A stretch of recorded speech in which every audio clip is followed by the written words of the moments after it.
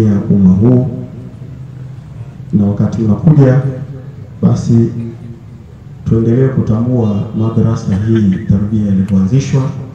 Lakini naomba niwaambie kitu, aliyetia fatha ni Sheikh Abdallah Idi Chaurembo, ndiye aliyetia fatha ya dua. Kwa hiyo tunapomwona mzee wetu mzee Chaurembo pale, tujue kafanya kazi kubwa sana, mpaka na sisi leo hii bado tupo tunafanya kazi hii. Na karibu. Assalamu alaikum warahmatullahi ta'ala wabarakatuh. Alhamdulillahi rabbil alamin, wassalatu wassalamu ala ashrafil anbiya'i wal mursalin, amma ba'd. Mashekhi wangu, walimu wangu, mbona na wajomba zangu hapo wanaendeleka wengi sana. Mambo mazuri kabisa. Kimwangu mjomba wangu Othmani hapa, najua leo hapa leo kuna vita kali.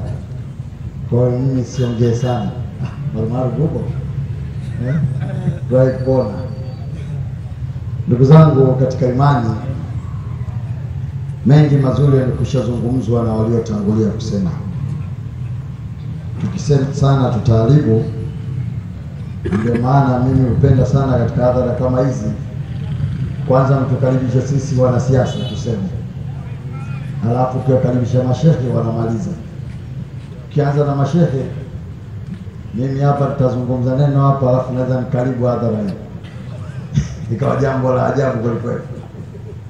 Kwa hiyo siku nyingine mkiweka ratiba siwalazimisheni, lakini nadhani jitahidi sitangulie kabla ya mashehe, kwa sababu huwezi kumweka Sheikh Mwalami Mziwanda akatangulia kabla yangu, alafu kategemea mimi Ridhwani nitakuwa na maneno mazuri ya kusema badala yake.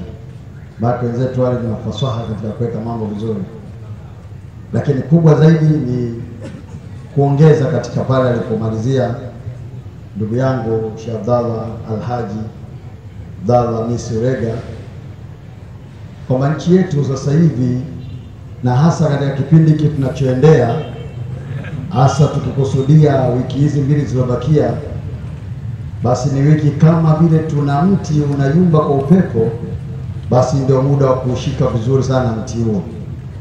Sababu kwenye mambo ya siasa huku tunakufanya sisi, ndugu zangu, lazima tukubali kwamba huku sisi tunashindana, na wakati mwingine wako watu tunashindana kwa hoja na kuna watu wanashindana kwa ngumi, katika maana nani ana nguvu zaidi. Lakini mimi kwangu nataka ni watu wenu wasiwasi Waislamu katika neno moja. Kipindi hichi ndio kipindi ambacho kama una mashaka ya kujua babako mzazi ni nani, unaweza kuambiwa saizi babako mzazi ni nani. Kwa maana hata mimi Ridhwani sitoshangaa kuambiwa leo kwamba huyo bwana Jakaya Kikwete alisingiziwa huyu mtoto sio kwake.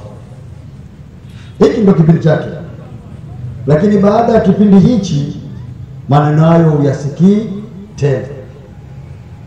Kwa hiyo nataka nikuambieni tu kwamba tusiyumbishwe na maneno.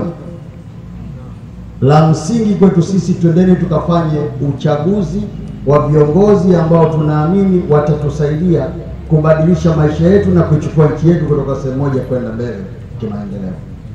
Hilo ndio jambo kubwa.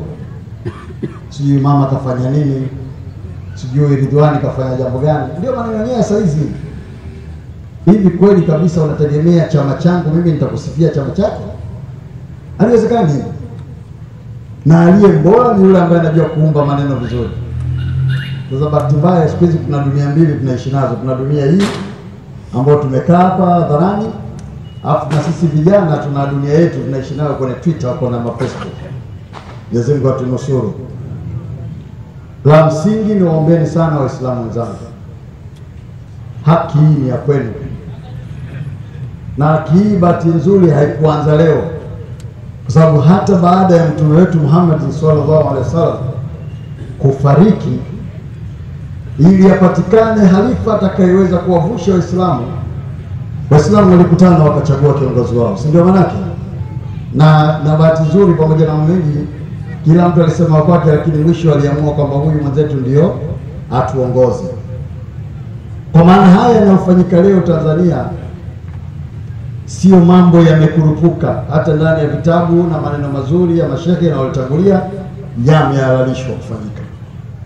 Kwa hiyo la msingi zaidi niwaombeni wa Tanzania wenzangu, muda kama huu ni vyema tukatulizana sana. Kila mtu atasema neno lake, lakini mwisho wa siku twendeni tukachague viongozi watakaovusha nchi yetu. Twendeni tukachague viongozi ambao wana imani na wanataka kuona nchi hii na kwenda mbele, sio maneno. Kama wewe unaamini kwamba nchi hii inaweza kuharibiwa kwa wewe kuona kwamba ili mimi ya kwangu yaweze kufanikiwa, basi kwa mkefujo nchi hii ya kwetu sote.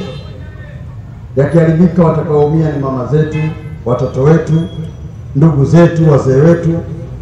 Na sisi wengine tuna wajomba zetu pale, hata kuja kwao hapa ni mtihani, lakini kwa sababu ya mahaba ya Mtume Muhammad sallallahu alaihi wasallam amejikongoja mpaka amefika kwenye viwanja hivi ili kumswalia mtume wake. Sasa unaweza kuona leo hii pakitokea mafujo hayo, mjomba wangu hili cha urembo sijui nitamweka wapi au nitambebaje, kwa sababu mabega yenyewe wanayo mawili tu, huko inabidi akae Aziza, huko akae ndugu yake Aziza. Sasa na shahidi sio atakaa wapi na mlongonye ulivyo, sina kasana kama nitaweza kufanikiwa katika hayo yote.